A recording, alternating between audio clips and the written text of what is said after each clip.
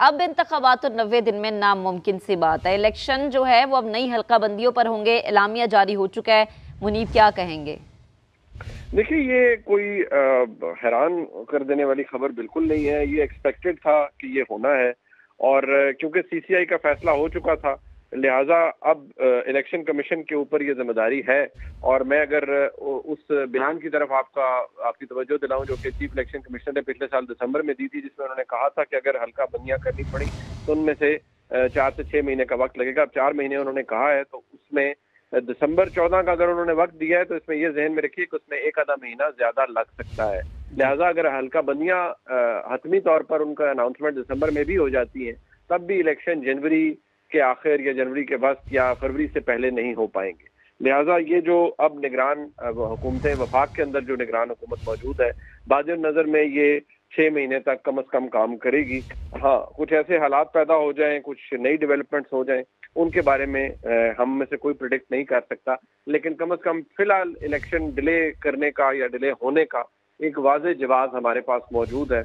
और इसके बहुत से सियासी महरक़ात भी हो सकते हैं। इससे ये भी पता चल सकता है कि जितना टाइम लगेगा उससे पाकिस्तान तहरीक इंसाफ जो कि एक बड़ी जमात है, उसके चांसेस कितने मिनिमल होते जाएंगे इलेक्शन के अंदर पार्टिसिपेट करने के। इमरान खान ऑलरेडी जेल में है, उनके खिलाफ मुतअद्दिद मामलात चल रहे हैं और उनको भी हतमी शक्ल तक कानूनी तौर पर पहुंचाया जाएगा।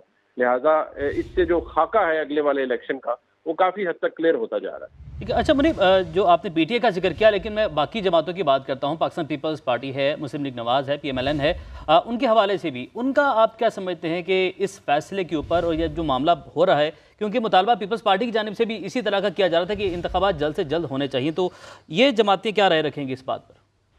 देखिए, मेरे ख्याल में ये अब बात इररेलेवेंट हो गई है। पाकिस्तान पीपल्स पार्टी को भी पता था, पाकिस्तान मुस्लिम लीग नून को भी पता था। सीसीआई का इजलास निगरान हुकूमत के दौरान नहीं हुआ, बल्कि वफाकी हुकूमत अपना दौरानिया मुकम्मल करने से पहले, इलेक्शन के बारे में असेंबली तहलील करने से पहले सीसीआई फैसला करके गई। पाकिस्तान पीपल्स पार्टी की राय शमूलियत उसके अंदर शामिल है, तो ये नहीं कहा जा सकता। ये फेस सेविंग के लिए तो ये बात जरूर कही जा सकती है कि फौरी तौर पर इंतखाबात होने चाहिए और बिल्कुल डिले नहीं होना चाहिए, लेकिन ये बात फैक्ट है कि सबको पता था कि ये रिजल्ट क्या होगा। ये अनएक्सपेक्टेड या कोई आउट ऑफ द ब्लू, यानी आप ये कहना चाह रहे हैं कि जो पीडीएम की जमातें हैं, इस फैसले के अंदर तमाम वो जमातें भी शामिल रही हैं, उनकी रजामंदी से ये फैसला हुआ? जी बिल्कुल, यकीनी तौर पर 100%। वो ये नहीं, या तो पाकिस्तान पीपल्स पार्टी उसी वक्त ये कह देती, क्योंकि पाकिस्तान पीपल्स पार्टी के जो नुमाइंदा यानी चीफ मिनिस्टर सिंध सीसीआई के अंदर उनकी शमूलियत होती है, या तो वो उसका बॉयकॉट करते या उसी वक्त कह देते कि मैं तो इसमें शामिल ही नहीं होना चाहता क्योंकि मैं इस फैसले को एंडोर्स नहीं कर रहा। जब सीसीआई ने उसको एंडोर्स कर दिया, तो या तो पाकिस्तान पीपल्स पार्टी उसी वक्त बाहर निकलकर, अगर उनकी राय को ना भी अहमियत दी जाती है, अगर बाहर निकलकर को ये कहते कि हम इस फैसले से मुत्तफिक नहीं है, तो फिर तो बात दूसरी थी। लेकिन अब क्योंकि सीसीआई फैसला कर चुकी है और अब इलेक्शन कमीशन ने भी कह दिया है, लिहाजा अब कोई जवाब बाकी नहीं रहा, और इन सियासी जमातों को पता था कि इलेक्शन डिले होंगे। सही है, ठीक है। मुनीब साथ रहिएगा। एंकर पर्सन किरण नाज भी हमें ज्वाइन कर चुके हैं। किरण, एक दफ़ा फिर से आपका बेहद शुक्रिया। इंतखाबात अब 90 डेज में तो नहीं होंगे, वो तो एक नामुमकिन सी बात है। इलेक्शन अब नई हल्का बंदियों पर होने हैं, क्या कहेंगी आप? बात तो कोई है नहीं, या खबर तो ये कोई है नहीं, इसलिए मेरी नज़र में खबर नहीं है, क्योंकि ये बात हमें बहुत पहले से मालूम थी। ये बात हमें पता थी। जो मुश्तरका मफादात काउंसिल में जो चीज़ हुई थी MQM की जानिब से, जब इसके ऊपर एतराज़ात उठाए गए थे और फिर वज़ीर आज़म साहब ने उस वक्त के जो फैसला लिया था, तो हमें मालूम था कि ये इलेक्शंस जो हैं वो 90 डेज में तो नहीं होने, यानी 2023 में तो नहीं होने, और ये इलेक्शंस जो हैं वो फरवरी मार्च में ही जाएंगे। नई हल्का बंदियां होनी थी, तो ये चीज़ मेरे लिए नई नहीं है। हाँ, मेरे लिए नया होगा कि जो ये मामला सुप्रीम कोर्ट में चैलेंज किया गया है, अगर सुप्रीम कोर्ट की तरफ से इस पर कोई फैसला आता है तो फिर ऑब्वियसली वो बात डिबेटेबल होगी, उसके ऊपर बात हो सकती है। लेकिन हमारे सामने फिर पंजाब का मामला भी है, तो पंजाब में भी मुद्दत भी पूरी हो चुकी है, लेकिन वहां पर भी ये निगरान सेटअप जो है वो चल रहा है और चल रहा है। तो इधर एक और चीज जो भी मुनीब साहब बात कर रहे थे, मैं उसी को ही आगे कंटिन्यू करूंगी कि ये जो फेस सेविंग वाली चीजें हो रही हैं वो ऑब्वियसली इसीलिए हो रही हैं क्योंकि हमारे सामने जो भी जितनी भी चीजों की तौसीक की गई, जितनी चीजों पर राय शुमारी की गई, राय दी गई, उसमें वो तमाम पार्टीज जो इत्तेहाद का हिस्सा थी, उन्होंने पहले उसमें अपनी रजामंदी का इजहार किया, और उसके बाद में जैसे ही डिसॉल्व हो गई असेंबली, उसके फौरन बाद पाकिस्तान पीपल्स पार्टी की जानिब से इस बात पर एतराज आना शुरू हो गया, और इस बात पर ये कहना शुरू कर दिया गया कि जितने भी फैसले अभी किए जा रहे हैं کہ جتنی بھی قانون سازیاں کی جا رہی ہیں, جتنے بھی بل پاس کیے جا رہے ہیں, یہ آگے ہمارے ہی اپنے گلے پڑیں گی, اور برڈن جو ہے وہ مسلم لیگ نون کے اوپر ڈالنے کی کوشش کی جاتی رہی ہے. لیکن نہیں جی, یہ برڈن مسلم لیگ نون کے اوپر نہیں, یہ پورے اتحادی حکومت کے اوپر آئے گا. اور جب آپ نے الیکشن کمیشن نے یہ اپنا ڈیسیجن لے لیا ہے کہ نئی مردم شماری کے حوالے سے اب یہ نئی حلقہ بندیاں ہوں گی, اور حلقہ بندیوں کے حوالے سے پھر اس کے بعد ہم الیکشنز میں جائیں گے, لیکن اس کے اندر ایک ہمیں قانونی پہلو جو ہے وہ دیکھنا پڑے گا, آئینی پہلو دیکھنا پڑے گا, کیونکہ جو ڈی لیمیٹیشن ہونی ہے وہ ڈی لیمیٹیشن ہونے کے لیے ہاؤس کا مکمل ہونا ضروری ہے.